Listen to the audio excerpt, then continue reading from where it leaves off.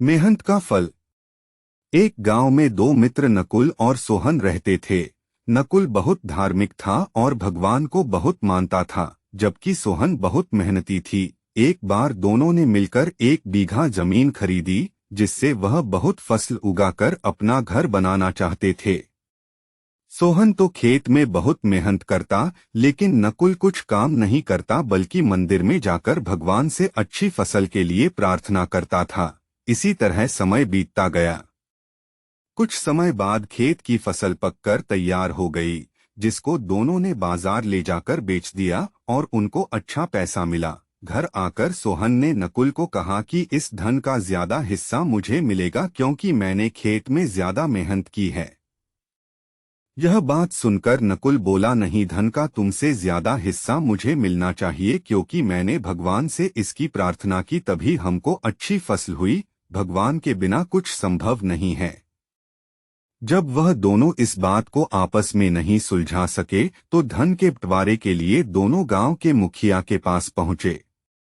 मुखिया ने दोनों की सारी बात सुनकर उन दोनों को एक एक बोरा चावल का दिया, जिसमें कंकड़ मिले हुए थे। मुखिया ने कहा कि कल सुबह तक तुम दोनों को इसमें से चावल और कंकड़ अलग करके लाने हैं, तब मैं निर्णय करूंगा कि इस धन का ज्यादा हिस्सा किसको मिलना चाहिए।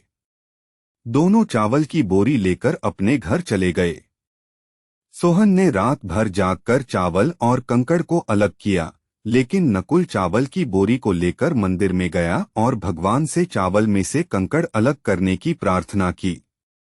अगले दिन सुबह सोहन जितने चावल और कंकड़ अलग कर सका उसको ले जाकर मुखिया के पास गया, जिसे देखकर मुखिया खुश हुआ।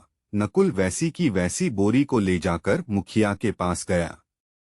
मुखिया ने नकुल को कहा कि दिखाओ तुमने कितने चावल साफ किए हैं। नकुल ने कहा कि मुझे भगवान पर पूरा भरोसा है कि सारे चावल साफ हो गए होंगे। जब बोरी को खोला गया तो चावल और कंकड़ वैसे के वैसे ही थे।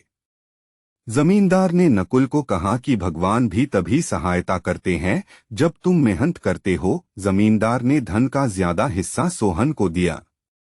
इसके बाद नकुल भी सोहन की तरह खेत में मेहनत करने लगा और अब की बार उनकी फसल पहले से भी अच्छी हुई। सीख। इस कहानी से हमें यह सीख मिलती है कि हमें कभी भी भगवान के भरोसे नहीं बैठना चाहिए। हमें सफलता प्राप्त करने के लिए मेहनत करनी चाहिए।